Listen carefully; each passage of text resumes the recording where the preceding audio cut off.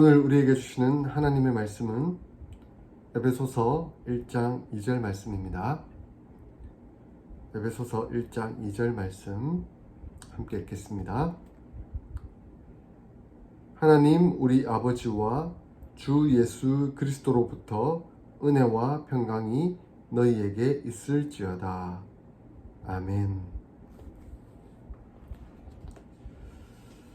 에베소서는 옥중서신입니다.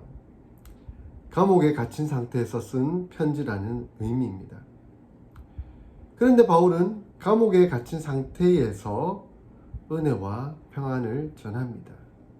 우리가 읽었던 본문입니다.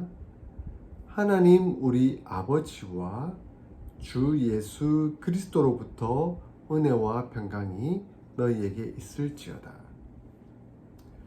그가 이렇게 은혜와 평강을 전할 수 있었던 이유는 그는 비록 감옥에 갇혀 있었지만 은혜와 평강의 삶을 살고 있었기 때문입니다.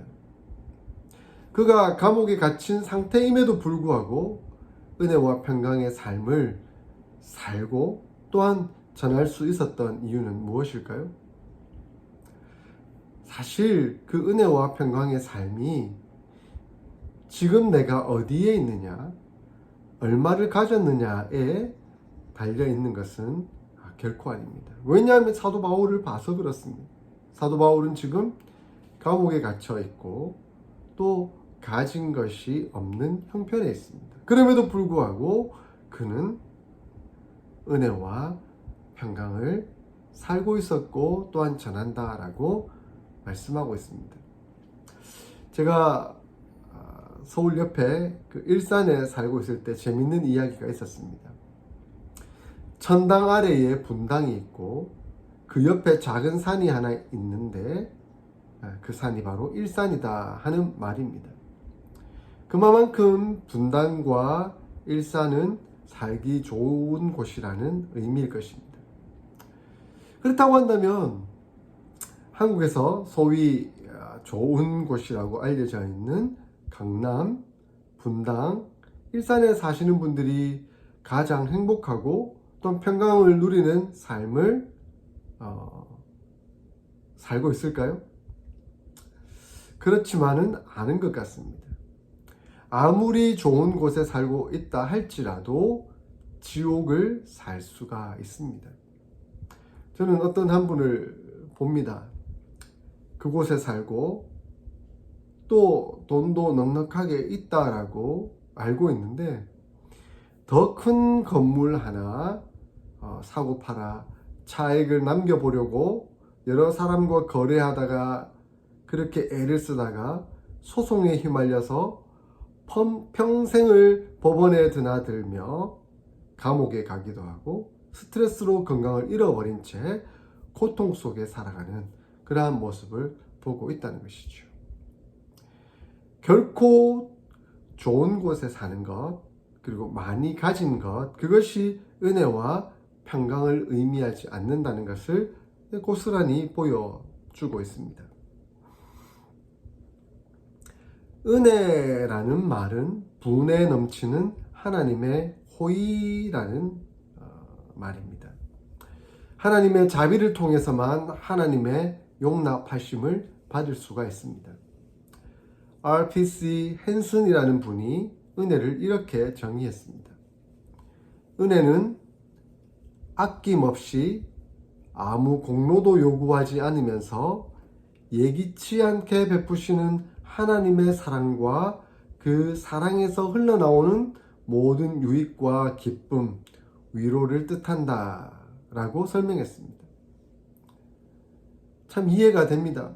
왜냐하면 은혜는 우리가 아무런 노력도 공로도 드린 것이 없음에도 불구하고 하나님께서 뜻하지 않게 예기치 않게 아낌없이 우리에게 베풀어 주신 그 사랑이고 그 사랑으로 인해 우리에게는 유익과 기쁨과 위로가 넘치고 있기 때문에 그렇습니다. 그것은 죄인이자 원수였던 우리가 아들과 상속자로 대우받게 되었음을 뜻하는 것입니다. 그래서 바울은 에베소서 2장 8절 9절에 너희가 그 은혜를 인하여 믿음으로 말미암아 구원을 얻었나니 이것이 너희에게서 난 것이 아니요 하나님의 선물이라. 행위에서 난 것이 아니니 누구든지 자랑하지 못하게 함이니라 라고 말씀하고 있습니다. 바로 그 은혜, 그 사랑을 우리가 받은 것이지요. 그리고 평강은 그리스도께서 십자가의 죽음으로써 하나님과 사람 사이에 이루어 놓으신 평화를 가르칩니다. 우리와 하나님 사이에는 죄라는 벽이 갈라져 있었습니다. 우리는 결코 그 벽으로 인해, 죄로 인해 하나님께 갈 수가 없었죠. 그런데 예수 그리스도께서 십자가에 못 박혀 죽으심으로 성소와 지성소를 가르고 있던 그 휘장이 위에서부터 아래로 찢어졌습니다. 그것은 바로 막힌 담을 예수 그리스도께서 다 허셨다는 겁니다. 그러므로 우리가 하나님 앞에 나아갈 수 있게 되었고 하나님과 평화를 누리며 하나님께로부터 오는 그 평안을 누릴 수가 있게 된 것이죠. 그래서 예수님은 말씀하십니다. 평안을 너희에게 끼치노니 곧 나의 평안을 너희에게 주노라. 내가 너희에게 주는 것은 세상이 주는 것 같지 아니하니라. 너희는 마음에 근심도 말고 두려워하지도 말라. 라고 요한복음 14장 27절에 말씀하셨습니다. 사랑하는 성도 여러분, 이 은혜와 평강을 누리고 계십니까? 이 은혜와 평강을 누리기 위해서는 이 은혜와 평강이 어디에서 오는지를 잘 알아야 합니다. 그 근원을 알아야 한다는 것입니다. 우리 다시 본문으로 돌아가서 2절 상반절을 다시 한번 보시겠습니다. 하나님 우리 아버지와 주 예수 그리스도로부터 라고 말씀합니다. 뭐뭐로부터 라는 말 잘 아시죠? 이 말은 출처, 근원을 의미하지 않습니까? 그러므로 은혜와 평강을 누리기 위해서는 하나님 우리 아버지와 주 예수 그리스도께로부터 나오는 그 은혜를, 평강을 받아야 한다는 것입니다. 그것은 곧 우리가 하나님 우리 아버지와 주 예수 그리스도 곁에 있어야 한다는 것을 의미하는 것이죠. 여러분, 은혜와 평강을 누리고 계세요? 이 말은 달리 말하면 하나님 우리 아버지와 주 예수 그리스도와 동행하고 있습니까? 라는 말이 됩니다.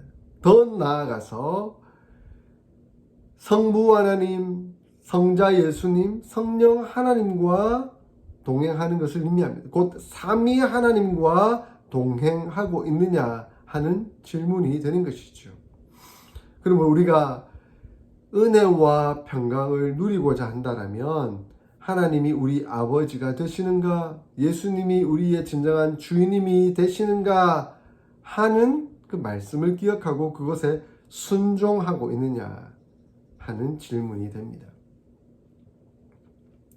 우리가 이 말씀을 기억하면서 우리는 그 시대로 한번 돌아가 봤으면 좋겠습니다. 그 시대에, 그 상황 속에서 이 은혜와 평강이 무엇을 말하고 있는 것일까? There and then. 그 상황을 한번 보겠습니다. 바울이 이 은혜와 평강을 전하는 시대는 로마 시대였고 장소는 에베소 지역이었습니다. 여러분, 로마 잘 아시죠? 로마가 자랑하는 것이 하나 있었습니다. 팍스 로마나라는 말입니다. 로마 황제를 신으로 인정하고 그에게 순응하며 시키는 대로 따르는 사람들에게는 평화를 약속한 것입니다. 이 로마의 평화는 로마 제국의 지배 계급들에게는 태평성대였고 평화였지만 로마 제국의 지배를 받던 식민지 민중들에게는 로마의 평화 유지를 위한 폭력과 착취로 고통받는 제국주의 체제였습니다. 그 팍스 로마나의 전형적인 폐해가 바로 십자가입니다. 로마인들 중에서는 아무리 중한 죄를 지은 사람이라 할지라도 그들에게는 십자가형을 내리지 않았습니다. 왜냐하면 그 십자가는 너무나 고통스럽고 극악무도하며 잔인한 형벌이기 때문에 그렇습니다. 그래서 로마인들은 심지어 십자가라는 그 이름조차 입에 오르내리기를 싫어했습니다. 그래서 많은 로마 역사가들은 그 기록에 십자가라는 이름을 남기지 않고 있습니다. 그러나 피지배자들에게는 조금의 반항이나 피해를 끼치게 되면 가차없이 십자가형에 처하도록 했습니다. 그들의 마음에 들지 않는 사람들을 제거하면서도 공개적으로 사람들에게 극심한 사형의 모습을 보여줌으로써 공포감을 조성하여 사회의 안녕과 질서를 유지하려고 했던 것입니다. 결국 이 십자가형은 로마의 자랑인 팍스 로마나 제국의 질서와 안녕, 평화라는 그 이면에 어두움이 있었다라는 것을 보여주고 있습니다. 사회의 안녕과 질서라는 환상 속에서 폭력과 폭압에 의한 평화, 가장된 평화, 거짓된 평화였던 것이지요. 또한 에베소의 아데미 신전을 생각해 볼 수 있습니다. 에베소는 아데미 신전을 자랑하고 있었습니다. 아데미 신을 잘 섬기기만 하면 풍요와 번영이 약속된다라는 생각을 가지고 있었습니다. 사도행전 19장 27절을 보면 은세공업자 데메드리오가 에베소 사람들에게 이렇게 이야기합니다. 우리를 풍족해 하는 생업도 어려울 뿐 아니라 큰 여신 아데미의 신전도 무시당하고 온 아시아의 천하의 위엄도 떨어질까 두렵다라고 선동하고 있습니다. 복음이 증거되니까 이 아데미 신전에게, 그리고 이 아데미 신전으로 벌어먹고 사는 사람들, 그리고 그들이 말하는 평화와 번영이 위협을 받고 있다 하는 것을 보여주고 있는 것이죠. 결국 이 에베소 지역에서 말하는 평화는 풍요와 번영으로 점철된 물질주의적인 평화였던 것입니다. 그때 그 시절의 평화, 그들이 말하는 평화, 그것이 오늘날 이 시대에 우리가 볼 때 어떻게 적용될 수 있을까요? 사실 here and now, 우리가 이 시대 상황을 살펴보면 그때 그곳이나 오늘 여기나 별반 다르지 않다 하는 생각이 듭니다. 정치적인 이해 속에서 공산주의나 독재 정권에서 폭압과 폭정이 마치 사회를 안정시키고 평강을 주는 것처럼 말하기도 합니다. 독재자들은 그들의 정치를 통해, 그들의 통치를 통해 질서를 안정시키고 모든 사람에게 평화를 베푼다라고 말하지만, 그러나 그 이면에는 자기들만의 평화를 누리기 위해 사회적 약자들을 고통에 내모는 과정임을 우리는 또한 보게 된다는 것입니다. 우리나라의 역사 속에서도 이러한 일들이 일어났던 것을 기억합니다. 설교를 준비하면서 그 당시 팍스 로마나 그리고 에베소의 아데미, 이러한 가장된 거짓된 평화를 생각하다 보니까 우리나라에 있었던 형제복지원이나 삼청교육대 사건이 떠오르더라고요. 형제복지원은 1975년 이후에 불황아를 퇴치하고 거리를 깨끗하게 한다는 명목으로 3,000명이 넘는 사회적 약자들을 잡아다가 복지원이라는 이름으로 가두고 강제 노역을 시키고 구타하다가 살인까지 해버린 인권 유린이었습니다. 기록을 보니까 500명 이상이 처참하게 죽어나가는 일들이 버젓이 일어났다라고 말하고 있습니다. 그것이 오늘날 이 시대에 우리 주변에서 일어났던 사건입니다. 삼천교육대는 1980년대의 폭력범과 사회풍토문란 사범을 소탕하기 위함이라는 명분으로 운영했는데 그 실상은 무자비한 인권 탄압이었습니다.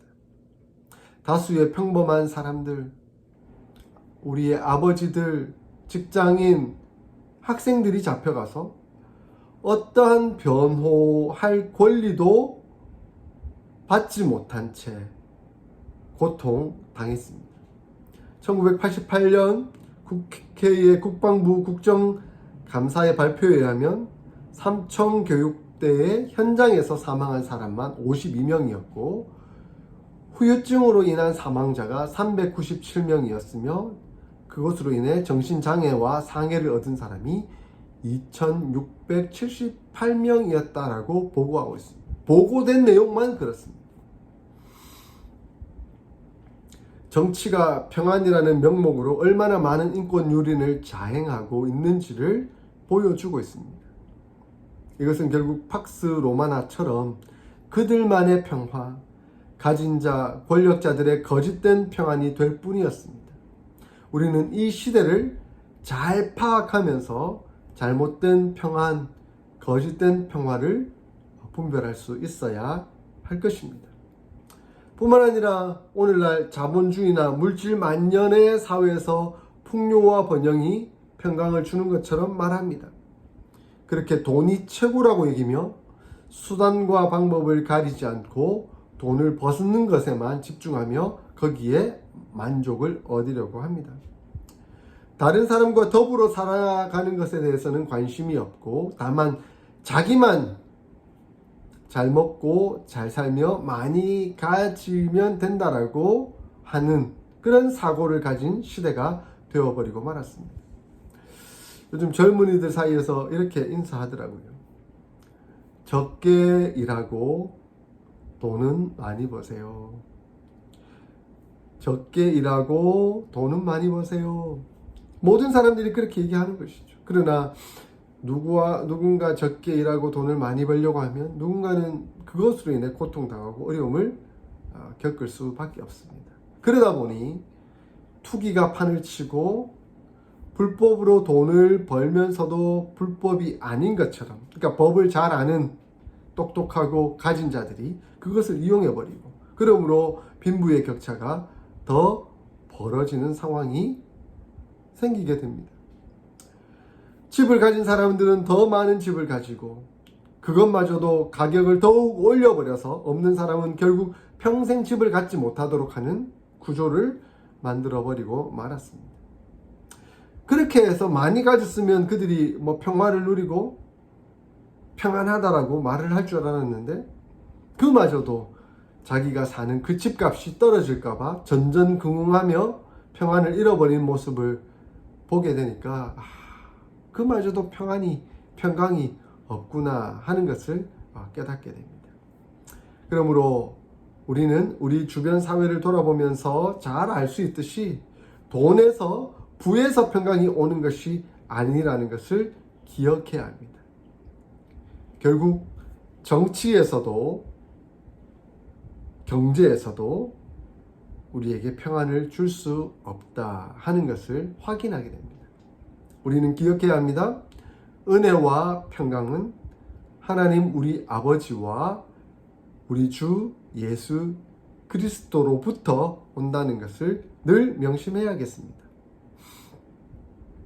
마태복음 19장을 보면 한 청년이 예수님께 찾아오는 장면이 나옵니다. 그는 부자였습니다. 누가복음에 보니까 그는 관리였다라고 표현하고 있습니다. 그러니까 그는 젊은데 부자이고 관리이기까지 했습니다. 그 사람이 예수님께 묻습니다. 선생님이여, 내가 무슨 선한 일을 하여야 영생을 얻으리이까? 예수님이 이렇게 대답하시죠. 어찌하여 선한 일을 내게 묻느냐? 선한 이는 오직 한 분이시니라. 내가 생명에 들어가려면 계명들을 지키라 라고 말씀하십니다. 그랬더니 그 청년이 이 모든 것을 내가 다 지켰사온데 아직 무엇이 내게 부족합니까? 예수님께서 내가 온전하고자 할진대 가서 내 소유를 팔아 가난한 자들에게 주라. 그리하면 하늘에서 보화가 내게 있으리라. 그리고 와서 나를 따르라 라고 말씀하셨습니다. 이 말씀을 듣고 순종하여 예수님께 나아왔다면 이 청년은 예수님의 제자가 되고 영생을 얻게 되었을 것입니다. 그런데 안타깝게도 본문 22절에 이렇게 말씀합니다. 그 청년이 재물이 많음으로 이 말씀을 듣고 근심하며 가니라. 누가복음에 보니까 심히 근심하니라 라고 말씀하고 있고, 마가복음에는 슬픈 기색을 띠고 근심하며 가니라 라고 말씀하고 있습니다. 안타깝게도 이 청년은 재물이 많아서 근심이 되고 말았습니다. 재물이 많았기에 영생을 선택할 수 없었던, 결국 영생 대신 재물을 선택한 청년이 되고 말았습니다. 그는 가진 돈 때문에, 재산 때문에 평안을 잃어버리고 근심하되 심히 근심하고 슬픔에 빠져버린 사람이 되고 말았던 것입니다. 이 얼마나 안타까운 일입니까? 사랑하는 성도 여러분, 우리는 결코 우리가 어디에 사는지, 우리가 얼마나 가졌는지를 통해 평안을 구하거나 얻으려고 하지 않기를 바랍니다. 그곳에 너무 마음을 쓰지 않기를 소원합니다. 하나님께서 우리의 아버지가 되시고 예수님께서 우리의 주인이 되십니다. 하나님께서 우리의 먹고 마시고 사는 것을 아시고 다 채우십니다. 지금 우리 중에 굶는 분이 계신지요? 우리 중에 누가 헐벗은 분이 계신지요? 우리 중에 누가 비 맞고 누워서 잘 곳이 없는 분이 계신지요? 하나님은 우리의 보호자가 되십니다. 하나님께서 우리의 아버지가 되시고 예수님이 우리 주인 되심을 인정하고 감사하며 평안하시기를 소원합니다. 우리가 하나님께로부터, 예수님께로부터 이러한 은혜를 받고 이런 평안을 누리고 있다고 한다면 그 평안은 나눔으로 표현될 수 있어야 합니다. 없다고 생각하면 아무리 많이 가져도 나눌 수가 없습니다. 마음이 가난하기 때문에, 마음이 피폐하기 때문에 아무리 많은 것을 가져도 결코 나눌 수가 없는 것이죠. 그러나 하나님 앞에서 감사하며 풍성하다고 생각하면 아무리 없어도 우리는 나눌 수가 있습니다. 저는 목회를 하면서 참 배운 것이 있습니다. 나누면 나눌수록 풍성하여진다는 것입니다. 우리 교회는 개척교회입니다. 아직 성도들이 많지 않고 이제 하나님께 기도하면서 하나님 우리 교회에 은혜와 부흥을 주시옵소서라고 기도하고 있는 과정 속에 있습니다.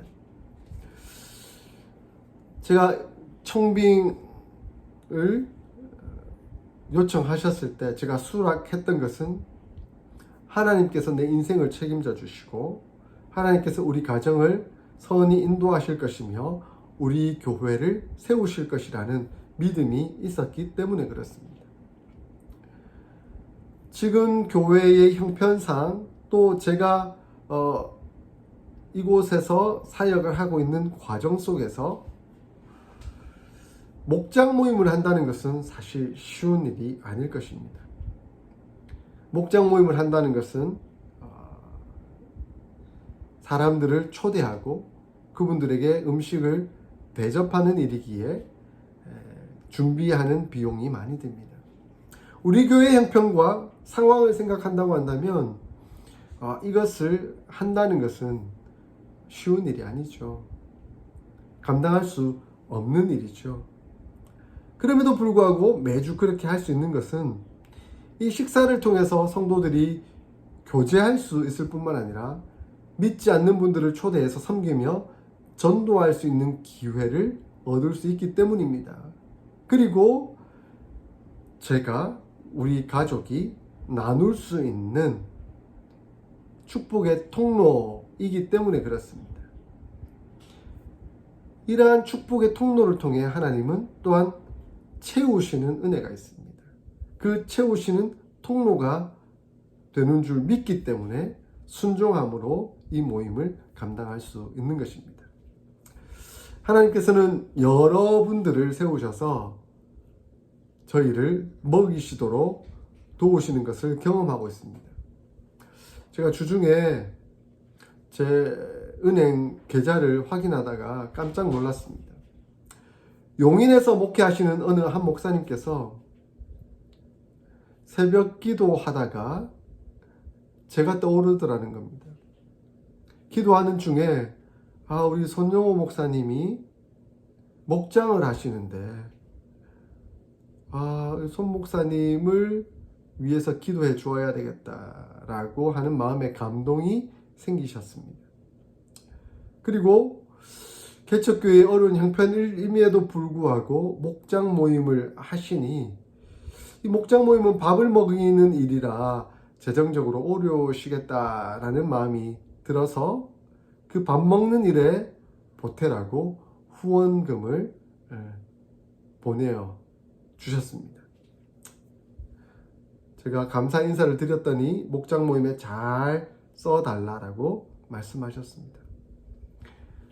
형편이 어렵다고 지금 상황이 그렇다라고 말을 하면서 나누지 않으면 하나님의 축복의 통로를 경험할 수 없습니다. 그러나 하나님 베풀어 주시는 은혜가 있다라고 풍성한 마음을 가지고 나누면 하나님은 더 채우십니다. 사랑하는 성도 여러분, 하나님께서 우리를 어떻게 돌보시는지, 예수님께서 우리를 어떻게 인도하시는지 늘 감사하며 확인할 수 있기를 소원합니다. 하나님이 우리 아버지가 되어주시고 예수님께서 우리의 주인이 되어주십니다. 은혜와 평강은 우리 아버지 하나님과 우리 주 예수 그리스도로부터 나옵니다. 그러므로 세상 다른 것들을 구하지 마십시오. 세상 다른 것들로부터 그것을 얻으려고 하지 마십시오. 세상으로부터 나오는 것은 마치 바다의 소금물과 같아서 마시면 마실수록 갈증을 느껴 더 갈구하게 됩니다. 결국 죽고 마는 것이죠. 그것이 사탄의 전략입니다. 그러나 우리 아버지 하나님과 우리 주 예수 그리스도로부터 나오는 은혜와 평강은 마르지 아니하는 샘물과도 같습니다. 그러므로 그 곁에 계시며 언제나 길어 마시면 됩니다. 그분으로부터 풍성한 은혜를 얻을 수가 있는 것이죠. 사랑하는 성도 여러분, 하나님 우리 아버지와 우리 주 예수 그리스도로부터 은혜와 평강이 늘 함께 하시기를 축원합니다. 아멘.